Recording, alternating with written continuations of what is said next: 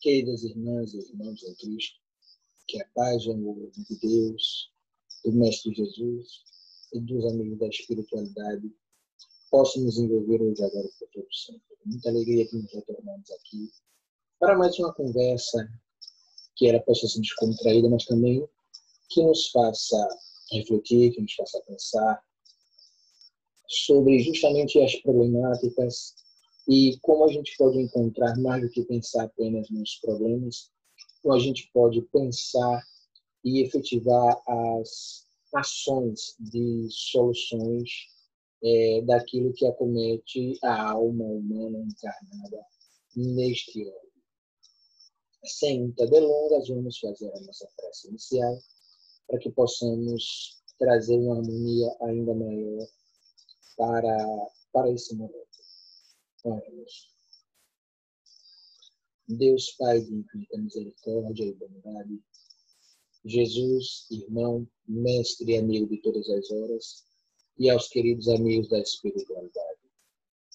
Agradecemos mais uma vez a sublime e maravilhosa oportunidade de estarmos aqui, reunidos em pensamentos e em corações, para refletir um pouco mais sobre essa doutrina que nós abraçamos, que além de nos esclarecer e nos consolar, nos fortalece ainda mais para continuar a nossa caminhada de espíritos imortais nesta etapa da evolução. Que possamos, neste momento, observar os esclarecimentos que nos são trazidos do alto, para que reflitamos todos sobre os problemas que acometem o nosso planeta e daquilo que necessitamos e podemos realizar. Obrigado, Deus, por tudo que Tu nos ofertas, por todas as benesses, pela Tua misericórdia e, acima de tudo, pelo Teu amor. Que a Tua paz se faça presente nos corações de todos nós, hoje, agora e por todos sempre. Bem, meus irmãos, saímos de um momento longínquo da história da humanidade, e quando eu falo longínquo, é bem longínquo mesmo. Imaginemos que houve um momento em que as religiões elas eram literalmente particulares. Nenhuma outra pessoa, nenhum outro estranho, nem meu vizinho, nem um estrangeiro, ele poderia fazer parte do culto no meu lar, dos meus deuses, daquilo em que eu cria. Nesse momento da história, cultuávamos os famosos deuses lares. E aqui nós temos um fator interessante, que os altares que eram consagrados a esses deuses, a esses espíritos, eles eram ornado exatamente em cima de uma lareira.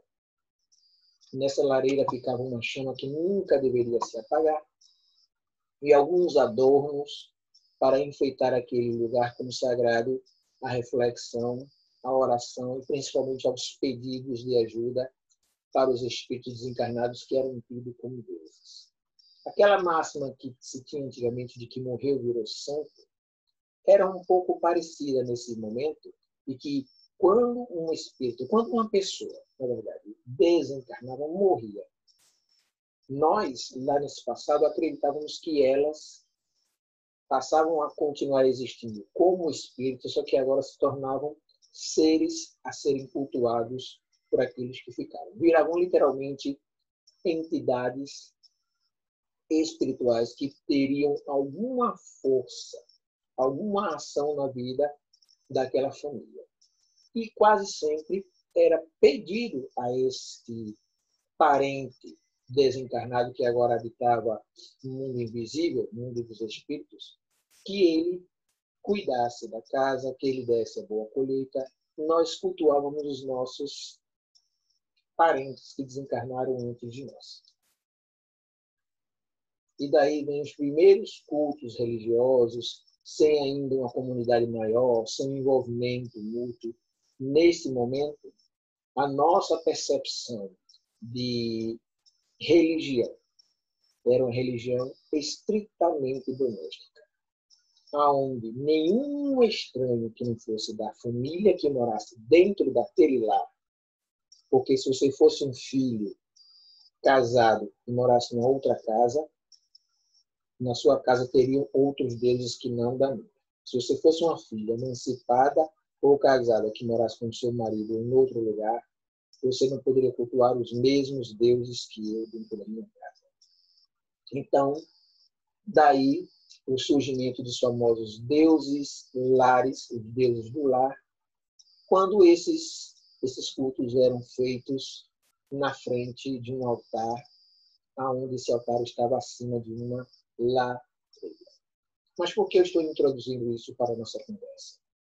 Porque nosso entendimento ainda da percepção do semelhante, da percepção do outro, de olhar o vizinho, ele era quase inexistente. Não nos interessava saber se o nosso vizinho, se aquele que morava próximo ou longe da gente, ele estava passando por alguma necessidade, ele precisava de alguma coisa, pouco nos importávamos. Vivíamos estritamente para a nossa família, para as nossas coisas. E cada um se preocupasse com o seu. Não existia uma consciência coletiva.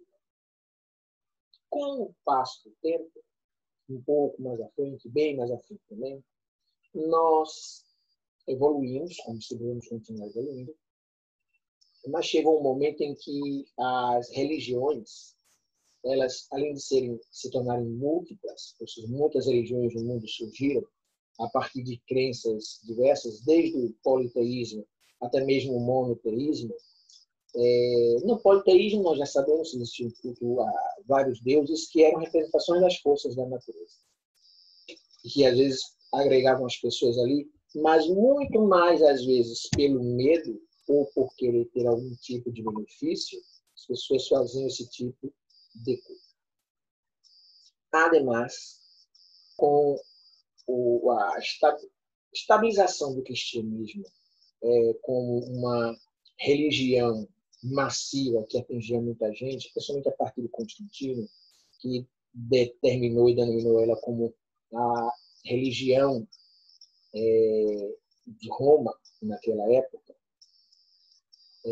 Nesse momento, e um pouco mais depois, tinha-se uma máxima de que fora da igreja não há salvação. Que a salvação só poderia vir a partir dentro da igreja. E não por outra via, não por outro caminho. E se você não pertencesse a essa igreja, você possivelmente não iria alcançar, atingir essa salvação. Com o rompimento de Lutero e de outros protestantes com o movimento católico, apostólico, surgiu-se a ideia também de que existe uma outra forma de salvação. E aqui estamos falando, nesse momento, de salvação teológica. Literalmente da destinação do homem depois que partir deste mundo aqui. Agora, na Reforma Protestante, temos a máxima de que fora da fé não há salvação. Que bastar-se-ia ao indivíduo crer em Deus, em Jesus como seu único e suficiente Salvador, todos os seus pecados, tudo o que ele havia feito antes, não importando o que quer que fosse, salvo, muitas vezes, por exemplo, a ideia do suicídio, que isso eu acredito que em todas as religiões seja algo realmente reprovável, mas de que bastaria ao ser, a alma, acreditar de coração. E depois que partisse desse mundo, esta alma teria uma destinação positiva. Já no berço do iluminismo na Europa, na França, surgiu para nós a doutrina espírita, que nos deu uma perspectiva não apenas coerente, mas de que abrange a qualquer credo, independentemente da doutrina que professe o indivíduo. E aqui não temos mais uma salvação teológica, de mera destinação da alma, ou de destinação da alma, mera não é algo irrisório, de destinação da alma quando esta parte para a continuidade do seu juízo, de que fora da caridade não há salvação. E a caridade ela entra aqui com uma consciência coletiva, uma percepção do outro, uma percepção de que o outro é um semelhante, é um irmão, é um igual, mesmo sendo diferente na sua individualidade, na sua personalidade, mas como ser, como entidade, perante a força criadora de tudo, somos iguais. E aqui a preocupação com o próximo faz com que a gente esqueça um pouco de nós, abdique um pouco do nosso conforto, daquilo que nós temos, de algumas necessidades nossas para ofertar aos nossos irmãos de caminhada. E agora nós temos uma condição maior de observar quais são estas necessidades. Principalmente porque hoje nós temos um nível de informação que nos permite saber. Nós temos um nível de consciência que nos permite ver e antever algumas coisas. Mas apesar de termos evoluído intelectualmente, tecnologicamente, até financeiramente, o mundo poderia ser melhor. No entanto, nós temos mais de 2 bilhões de pessoas, ou quase 2 bilhões de pessoas, melhor dizendo, que vivem abaixo da linha da pobreza. Em suma, em extrema miséria.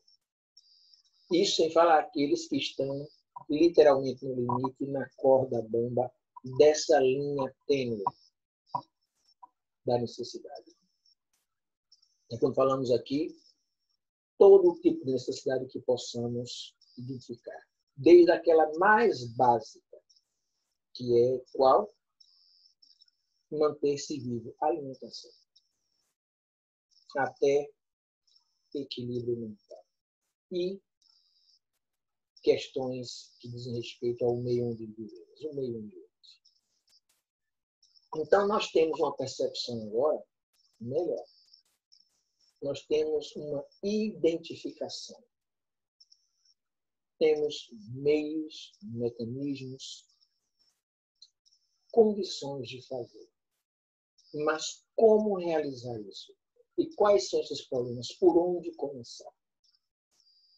Para que a gente não possa avançar, dar um passo muito maior do que as nossas pernas, vamos pensar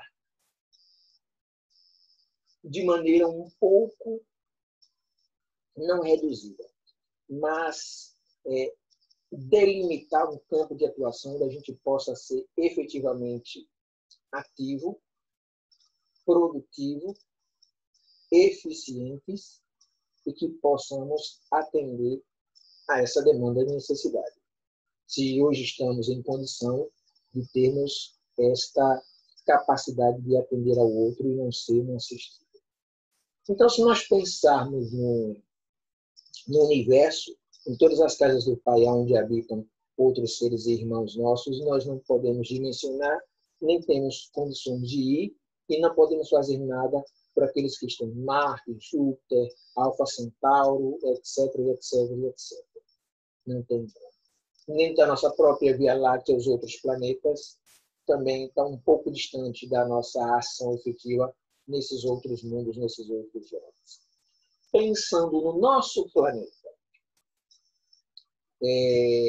vivemos num planeta muito grande para nós e que as nossas ações elas podem até chegar num destino muito longe, mas a mão na massa a agir, a atuar, a sentir, a tocar, a ver o outro presencialmente, ainda não temos como realizar isso de maneira tão clara. Então, restringamos ao nosso continente americano daqui do Sul. Ainda assim, com tantos países da América Central, que está um pouco longe, a América do Sul, os países que nós temos aqui são muitos. Brasil, um país de dimensões continentais, cabe muitos países da Europa dentro do Brasil, se a gente tirar a Rússia. Só dentro da Argentina, que é menor que o Brasil, cabem 11 ou 12 países europeus. Dentro da Argentina, que é menor do que o nosso país. Então, quando a gente vai aumentando, dimensionando todos esses questionamentos de quando e onde atuar, esses lugares longínquos, essas dimensões, elas vão ficando mais difíceis para que a gente possa direcionar uma ajuda efetiva e estarmos ali de mãos à obra. E aí vamos para o nosso próprio país, aonde a gente pode, pelo menos em ações diretas, sermos solidários, que é diferente de caridosos. Podemos atender algumas necessidades mesmo à distância, como podemos atender também no nosso continente, em outra parte do mundo, isso não é problema. Você pode arrumar a Medicina Sem Fronteira e outras ações, Greenpeace, fazendo uma contribuição mensal através do site deles e tudo mais. Então, é uma ação nossa que vai ter repercussões mundiais. Mas a gente vai restringindo aonde a gente pode literalmente estar presente. E aí a gente parte para o nosso estado. E o nosso estado, que ainda assim é um estado muito grande do nosso território brasileiro, e a gente vem para a cidade. E Recife é uma cidade maravilhosa, mas também grande. Mas a gente pode fazer. E a gente vai restringindo, vamos para o nosso bairro. O nosso bairro, independentemente de onde você mora, a gente às vezes conhece todo o bairro, mas a gente não conhece. Alguns bairros são grandes, outros pequenos, outros são muito povoados, outros têm muito território, porém às vezes é um território onde não tem muita gente. E vamos para a nossa comunidade. E aí sim, dentro da comunidade, dentro da nossa cidade, a gente pode fazer mais, melhor. E por que eu digo isso? Porque são ações onde a gente, além de estar presente, a gente sente e vê o outro. Somos tocados e tocamos corações. Sabemos identificar claramente o problema e a necessidade do outro, porque salta aos nossos olhos. Quando mais, podemos ir de encontro, igual está lá no Evangelho, aos infortúnios ocultos. Aqueles irmãos que vivem costumamos chamar de em risco social. Nas ruas, principalmente nas ruas. Mas tem outras situações, nos cárceres, nos hospitais, mas nas ruas, em casas, ou o que podemos chamar de casas, né? Palafitas, barracos, em condições indignas de sobrevivência, que dirá de vida. E é neste ambiente onde nós podemos agir. Então, quando vamos ampliar as nossas ações, quando vamos direcionar as nossas ações, podemos fazer o que quer que queiramos. Às vezes, sem limite territorial. Mas quando nós sabemos aonde ir, temos condições de ir, a nossa ação ela é de maneira muito mais efetiva, porque estaremos ali onde tudo acontece. Meus irmãos, vamos compartilhar aqui, para a gente organizar melhor os nossos pensamentos,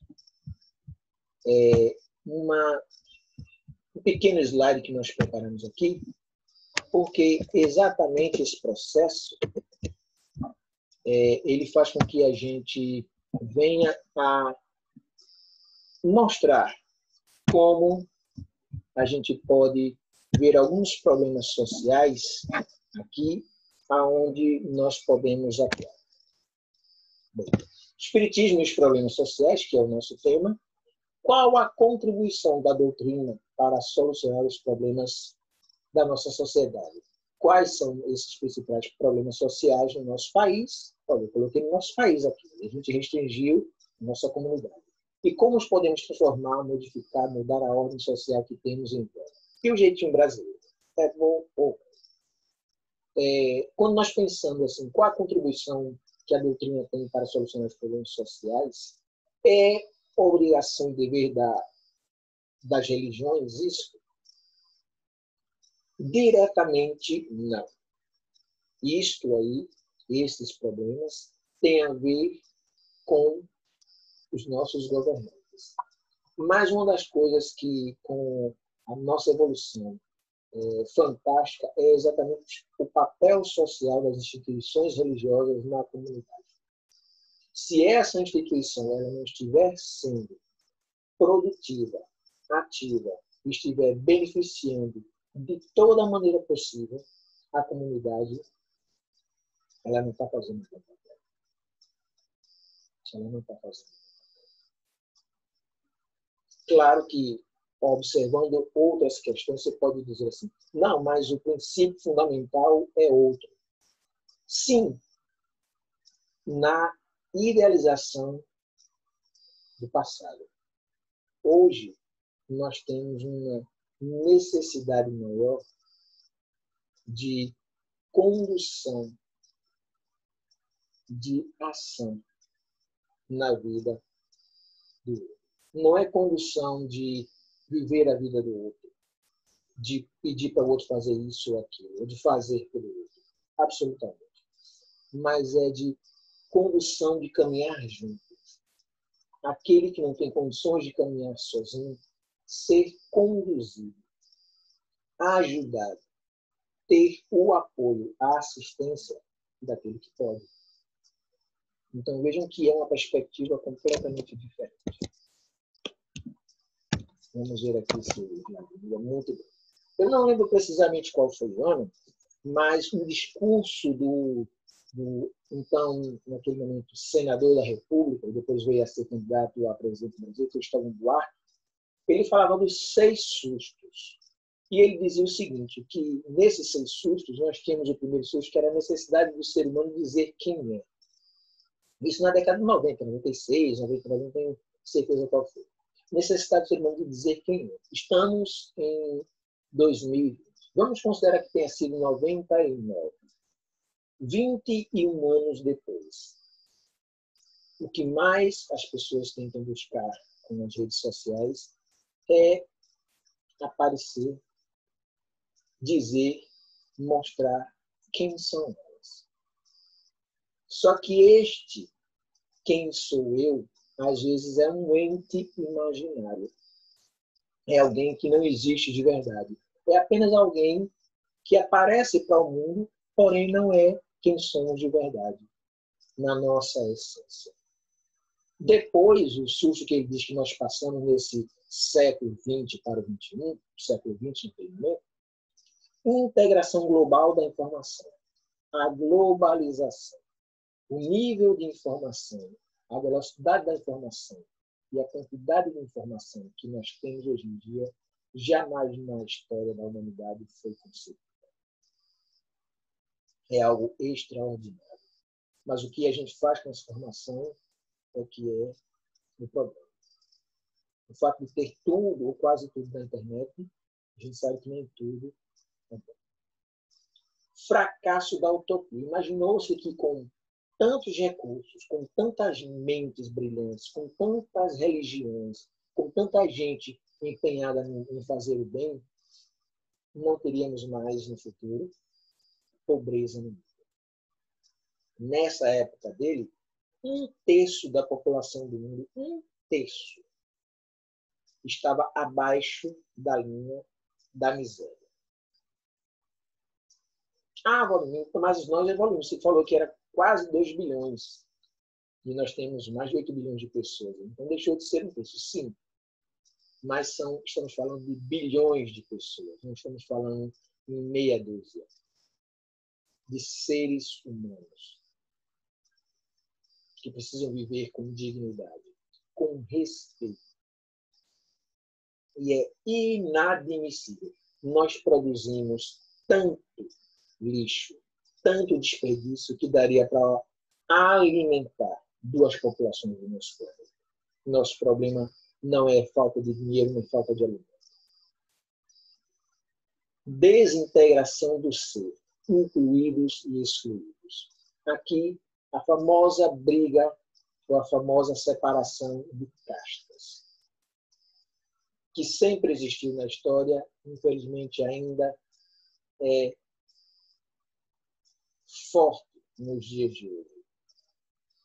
E aqui entendamos como diversas separações de rico com pobres, de brancos contra pretos, indígenas, de religião A com religião B, de música X com música Y, de time W com time Z.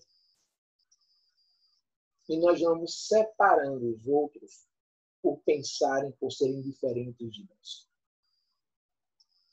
E aí nós, ao invés de nos aproximarmos das pessoas, nós nos afastamos delas e afastamos elas de nós. O quinto susto é limite ecológico. Uma coisa que hoje em dia está mais forte, que é a superprodução e esgotamento de recursos e o cuidado com o meio ambiente e com a natureza em si. Essa consciência ecológica, os jovens, a garotada de hoje, ela já está vindo aí com uma concepção melhor. Pode ver o número de crianças hoje em dia que não comem carne, que estão engajadas, integradas em ações, que têm uma consciência muito maior e melhor do que muitos de nós. E o sexto susto é a redescoberta da ética. Sem ética, nós não temos limites. Nós não respeitamos o espaço à vez do outro. Tanto é que pensa-se em estabelecer uma cadeira ou uma matéria de ética em todos os cursos de graduação no nosso território nacional. Da importância da falta de ética nas nossas relações, em todos os níveis que possamos imaginar. E por conta disso, e exatamente por isso, nós criamos construções ideológicas do que é a ordem. E eu lembro da música do Caetano, fora da ordem, alguma coisa está fora da ordem mundial. E o que é essa ordem, como ela se estabelece, como ela se dá nas nossas vidas, da beleza, o que é belo para mim e o que é belo para você. É um ponto de vista ou é uma percepção estritamente pessoal. A verdade, ela não é relativa. O que é verdade, é verdade. O que é mentira, é mentira.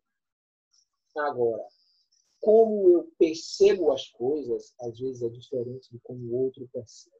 Não é o que é verdade para mim, é verdade para o outro.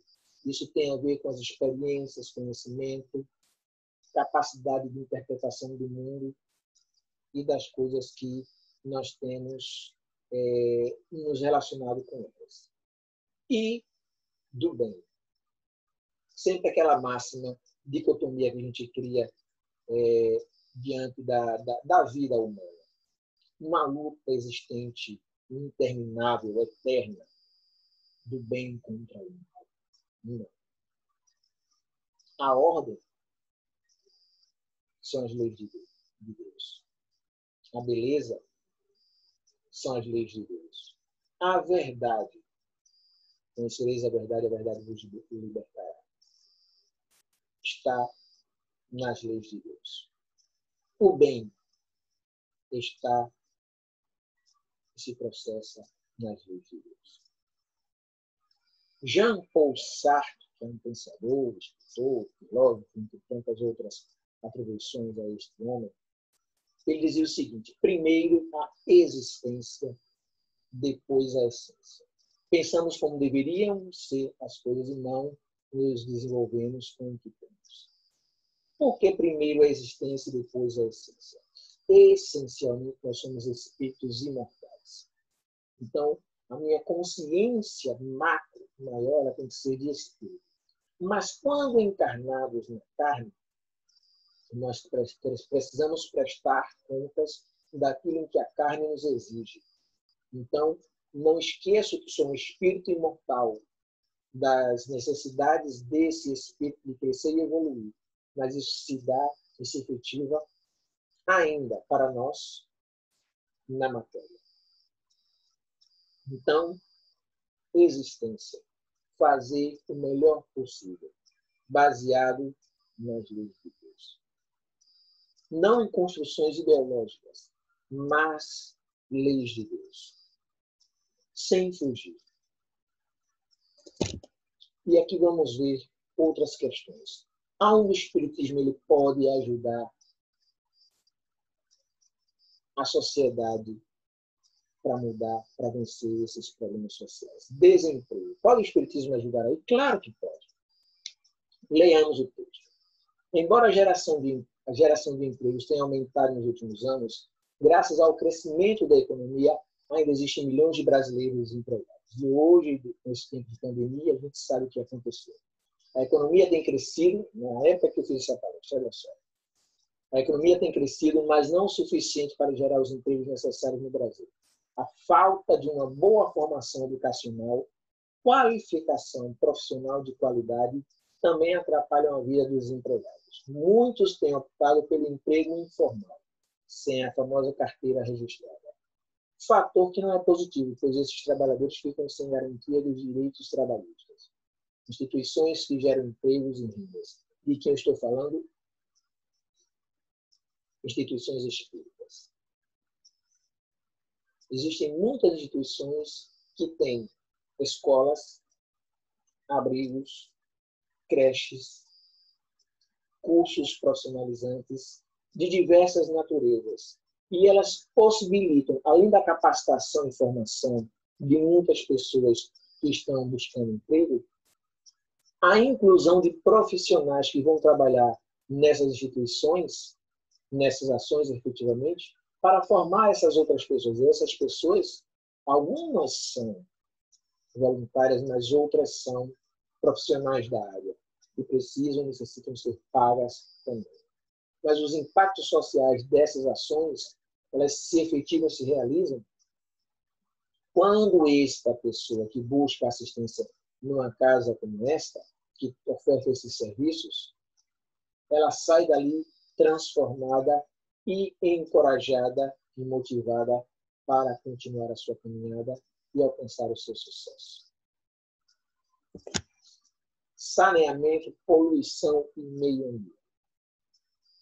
Este é um problema ambiental que tem afetado diretamente a saúde das pessoas em nosso país. Os rios estão sendo poluídos por lixo doméstico e industrial, trazendo doenças e afetando os ecossistemas. Você já viu algum espírita poluindo o meio ambiente onde vive? Se já viu, abra o olho dele.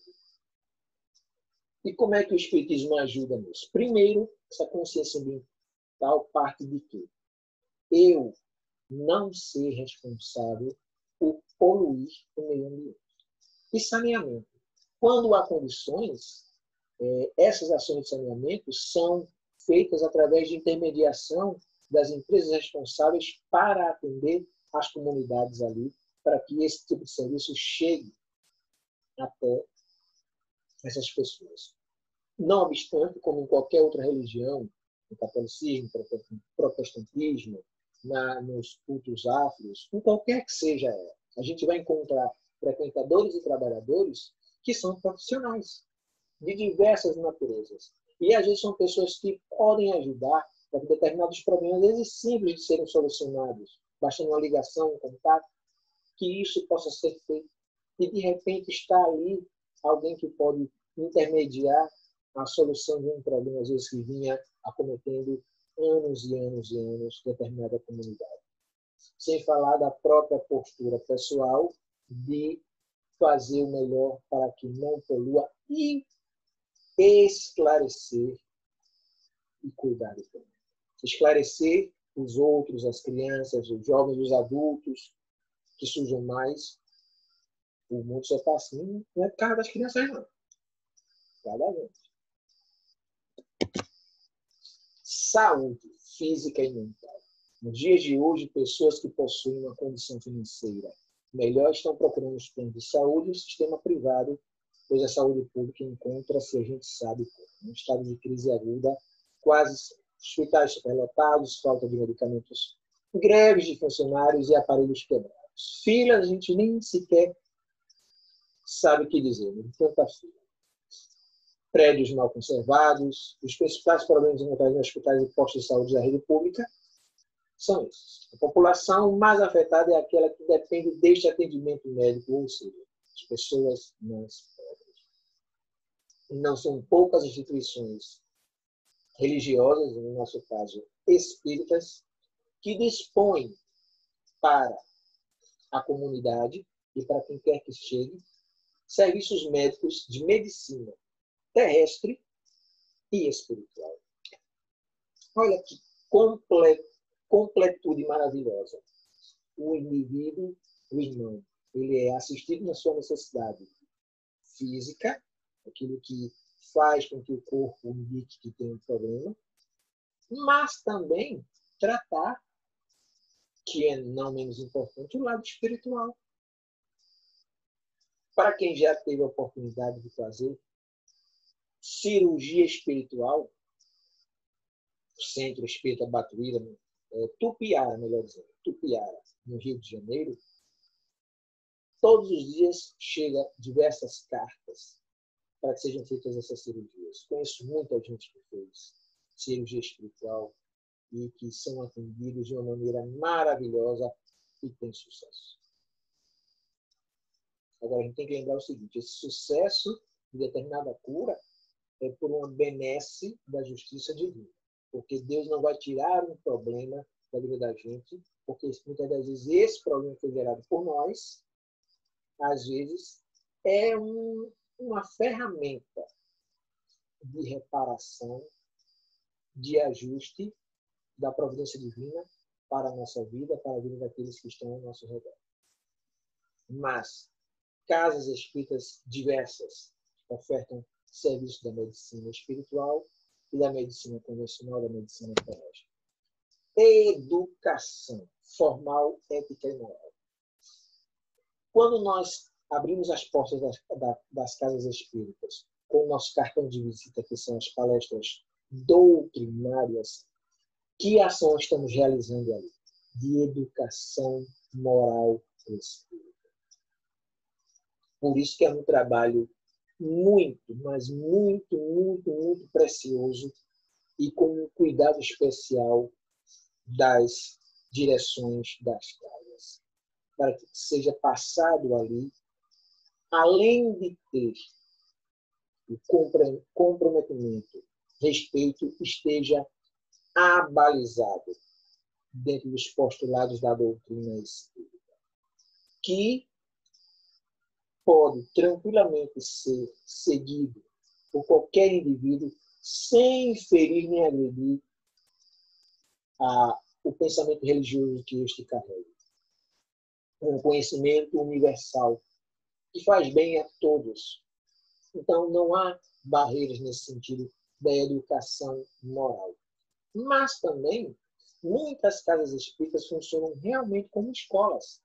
Como a gente falou anteriormente, creches espíritas, que tem os professores, os pedagogos que cuidam e ensinam esses pequenos. As escolas, propriamente, também. Assim como tem outras instituições religiosas que têm esse trabalho. Mas a gente vai da evangelização ao resgate socio-interacionista, da relação do indivíduo com os outros. Mas, lembrando, é de pequeno que a gente começa. Podando, tirando todo o mau comportamento daquela criança, para que esse comportamento não seja levado para toda a sua vida. Desigualdade social e habitação. O Espiritismo ele não tem a pretensão e não temos força nem mecanismos ainda para destruir a desigualdade social. Temos voz para procurar fazermos isso. Mas não sei se os irmãos vão lembrar, tem uma passagem do Evangelho segundo o Espiritismo, de que na passagem diz o seguinte, que se nós pegássemos toda a riqueza do mundo e distribuíssemos de maneira equânime, igual, para todas as pessoas do planeta, aí resolvemos o problema da fome e da desigualdade social, né? Talvez não. Disse que em pouco tempo essa ordem, ou essa nova ordem, ela seria desfeita, seria quebrada. Porque nós não somos igualmente inteligentes e previdentes. Então, aquele que tem uma visão empreendedora ia fazer com que o seu quinhão ele produzisse muito mais. Aquele que é irresponsável, ele iria gastar isso muito rapidamente. Então, cada caso seria um caso, mas esse equilíbrio ele seria naturalmente, facilmente, em pouco tempo, desfeito. Não é de se espantar e não é algo impossível da gente ver, às vezes, pessoas que ganharam de suntuoso montante de dinheiro nas loterias, nesses programas de reality shows, ficaram milionários. E algum tempo depois a gente vê notícia de a pessoa está passando necessidade. Os jogadores de futebol, às vezes, é um caso muito mais próximo a algumas pessoas. Eu, particularmente, que gosto de futebol, não são poucas as pessoas, poucos atletas, não são poucos. E atleta de futebol, principalmente dos clubes chamados de elite, eles não ganham pouco dinheiro. A gente vai ver aqui os times daqui de Pernambuco, 5 mil, 10 mil, no máximo 20 mil reais. Estou falando isso aí, Santa Cruz, Náutico, nos tempos de hoje. Mas há algum tempo atrás, não era essa a realidade. Os jogadores de outro universo de realidade, Cristiano Ronaldo, Messi, Neymar Júnior, o que esse pessoal ganha no mês, a maioria da população do mundo vai passar 10 encarnações e não vai ganhar. Mas muitos desses que ganharam suntuosas montanhas de dinheiro ao longo da sua história, passando fome, passando necessidade, gastaram tudo, foram imprevidentes. Então, é difícil vencer ainda isso, porque temos um mundo muito desigual, um mundo de mediano para baixo ainda, mas que está crescendo, porque a força das pessoas que se movimentam no bem está crescendo também. O Brasil é um país grande, de grandes contrastes sociais. A distribuição de renda é muito desigual, sendo que uma pequena parcela da sociedade é muito rica, enquanto grande parte da população vive na pobreza e miséria. Embora a distribuição de renda tenha melhorado nos últimos anos, em função de problemas sociais, ainda vivemos num país muito injusto. O déficit habitacional é grande no Brasil. Existem milhões de famílias que não possuem condições habitacionais adequadas. Nas grandes e médias cidades, é muito comum a presença de favelas e cortiços. Encontramos também pessoas morando nas ruas, embaixo de viadutos e pontes. Nestes locais, as pessoas possuem uma condição inadequada de vida, para não dizer outra, passando por muitas dificuldades. Então, o papel do Espiritismo aqui é assistência, amparo, ação, mediação e resgate da dignidade humana. A diversidade como valor em uma sociedade inclusiva. Veja que nós estamos meio que não contrapondo, mas aproveitando os 6 sustos de Cristóvão Buarque para contextualizar com os problemas sociais que assolam o nosso planeta, o nosso continente, o nosso país, o nosso estado, a nossa cidade, a nossa comunidade. Diversidade. Hoje nós não temos mais um único modelo de família, não temos mais aquela divisão, não uma divisão anatômica, orgânica, macho e fêmea, mas aquela divisão homem-mulher, hétero, tem uma multiplicidade de comportamentos sexuais, que isso é totalmente particular ao indivíduo. O que não cabe e o que é detestável em qualquer tipo de comportamento sexual é exatamente a promiscuidade, a perversão, entre outras questões. Mas essas duas em particular talvez sejam as mais fortes. A promiscuidade e a perversão. E aí, não tem como nós não estarmos atentos a isso, de maneira alguma. E não é aceitar apenas, é entender para atender. Muitos estão perdidos, muitos estão sem saber o que acontece, sem pertencer a um lugar, porque muitas das vezes as religiões fecham as portas para as pessoas que têm um comportamento privado diferente. E como entender isso? Claro que a gente não vai entrar aqui no discurso espiritual de como acontece esse pensamento. Existe uma escritora, me perdoe o nome dela agora, que ela relata pelo menos 14 tipos de comportamento sexual diferente no ser humano. Nós vamos pensar no indivíduo como existência que necessita, como qualquer outro de nós, respeito, dignidade, proteção, que tem direitos e deveres perante a sua vida civil. Neste caso, nada nos diferencia de qualquer outra pessoa. Então, o texto diz assim: é inegável o caráter plural do brasileiro em função da mestiçagem de seu povo, pano de fundo das expressões culturais mais diversas ao longo do território brasileiro. Poderia parecer fácil, sem obstáculos, falar a respeito da diversidade de um país mestiço como o Brasil. No entanto, qual é a diversidade que nos referimos?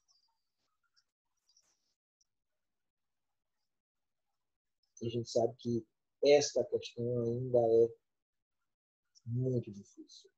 E precisamos lutar o bom combate para que qualquer tipo de segregação do indivíduo, de humilhação do ser humano, não aconteça. Essas questões vêm à tona quando falamos da diversidade como sinônimo de diferença. As diferenças físicas, étnicas, culturais, de gênero, etária, são fato, mas não são foco da discussão. O ponto crucial do debate sobre diversidade é a percepção, reflexão, atuação sobre os mecanismos sociais que transformam as diferenças em desigualdade, a ponto de apagar a realidade da igualdade na diferença.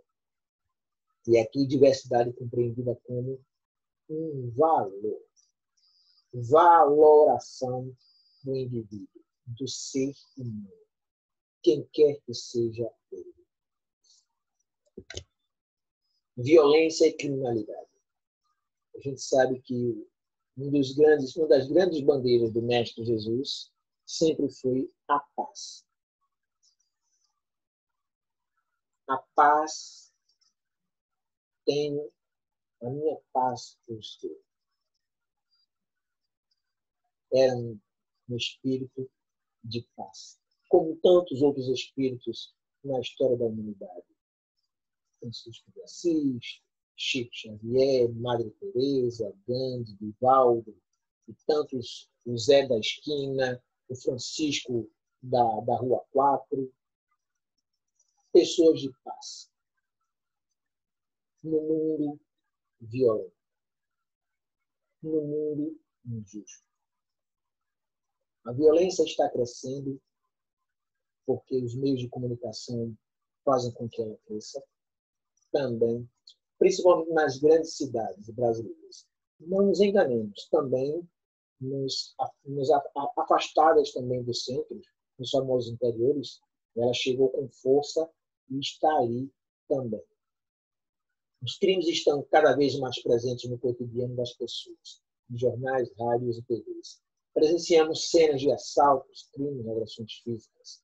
A falta de um rigor maior do cumprimento das leis, aliada às injustiças sociais, podem, em parte, explicar a intensificação destes problemas em nosso país. Quando a gente fala que a justiça é cega, ela é cega para aquele que não tem dinheiro. Seja ele preto ou branco. Não interessa aqui esse debate de cor, que isso, inclusive, nem é um caractere de qualificação do indivíduo, do ser humano. Mas se você tem dinheiro, você é tratado diferente. E daí as injustiças sociais se tornam muito mais aparentes por conta deste mecanismo também. A gente precisa primeiro ter pessoas com uma consciência, com um compromisso, respeito e responsabilidade maior pelo ser humano para ocupar cargos públicos.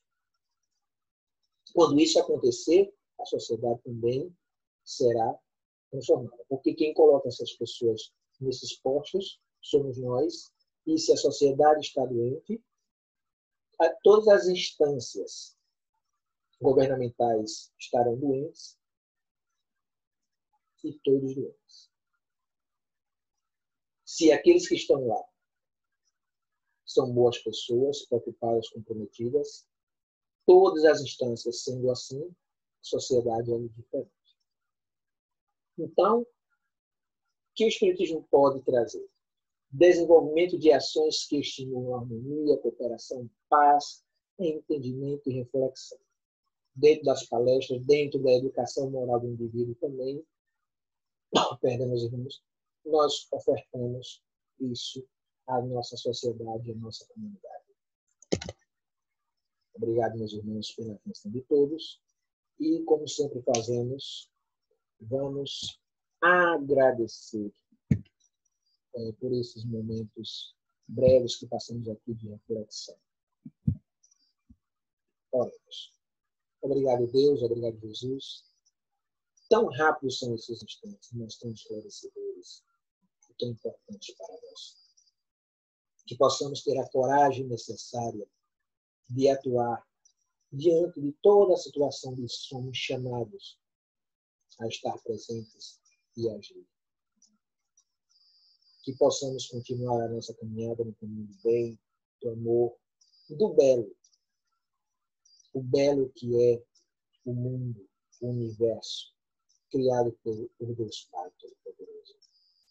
Que possamos continuar tendo, como sempre temos e sabemos disso, a assistência amiga dos irmãos do mundo espiritual, que nos auxiliam sempre e sempre estão à espera que possamos chamá-los para que a assistência seja mais assertiva e efetivada no mundo.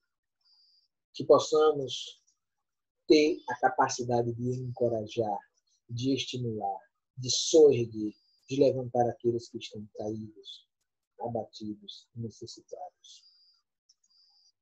Para que, juntos, de mãos dadas, conduzindo um ao outro no caminho iluminado pelos passos do Mestre Jesus, possamos todos chegar a um futuro ainda mais vigoroso e brilhante e esplendoroso para o Espírito, onde nenhuma ovelha confiada